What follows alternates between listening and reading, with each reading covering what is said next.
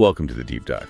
Today, our mission is to really unpack the Ferritin blood test. We're looking at sources from Blood Test UK. We want to understand the benefits and also why there's this local focus sometimes, like on places such as Lytham St Anne's. Exactly, and it starts with understanding ferritin itself. Right, so ferritin, that's a protein, it holds on to iron in your body. Precisely. Think of it like your body's iron storage tank. Yeah. This test tells us how much iron you've got saved up. Saved up, okay. And why is knowing that amount so important? Well, it's crucial, really. Knowing your ferritin level helps spot two main issues. Having too little iron, which is deficiency or anemia, makes you feel tired, weak. Yeah, that chronic fatigue thing people talk about. And the opposite problem, too much iron, that's iron overload or haemochromatosis. That can actually damage your organs over time, which is quite serious. Okay, so it checks for both ends of the scale. That's really useful. So digging into the benefits, the sources, like Blood Test UK, seem to stress catching things early.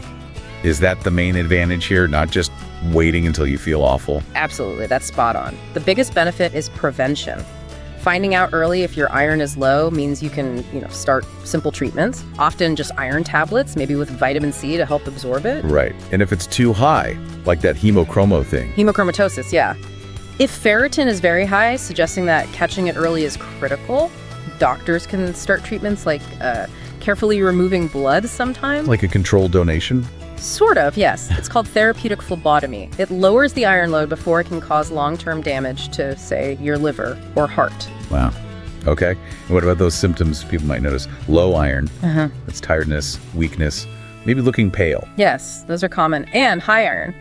Sometimes it's things like joint pain, maybe stomach ache, fatigue as well, confusingly. But often, especially early on, there aren't clear signs. So the test finds it before you even know there's a problem. Exactly. And what's also interesting, the source mentions monitoring. For people with inflammatory conditions, ferritin levels can change.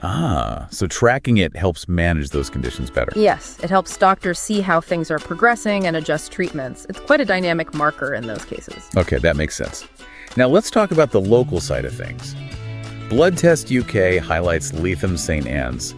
Why focus on a specific place like that?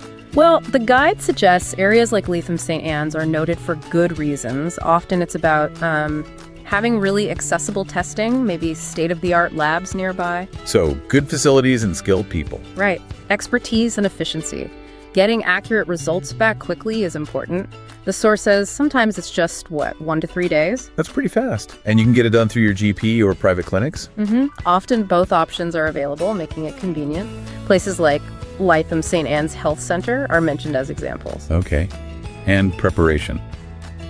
It's complicated. I think I read something about fasting. Yeah, preparation is usually simple but important. You might need to fast typically for 8 to 12 hours beforehand. Just water is usually okay. And there was that mention of preparing 88 days before. Is that realistic? Or about long-term trends? That sounds more like ensuring long-term stability for accuracy. But the immediate prep is the fast. The test itself reflects your iron stores over time, not just, what you ate yesterday. It shows your body's chronic iron status. Got it. So you get the test, you get a number back. What do those numbers actually mean? That's the crucial part, isn't it? Knowing what's normal. Generally, for men, a typical range is about 30 to 300 nanograms per milliliter. For women, it's usually lower, maybe 15 to 200. Okay, 30 to 300 for men, 15 to 200 for women, but labs might vary slightly. Exactly. Always check the reference range from the specific lab.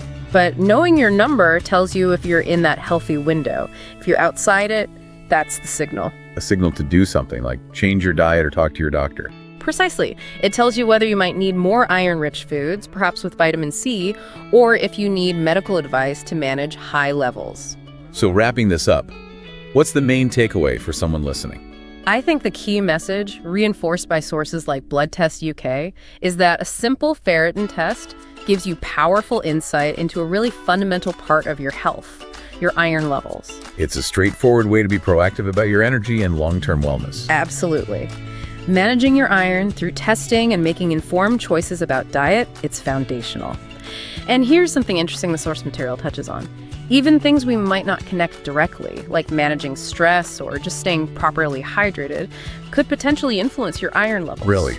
Stress and water. It suggests a broader picture of health influencing these levels. So, a final thought to leave you with. How might those small, everyday choices you're making right now be quietly changing your body's iron savings account?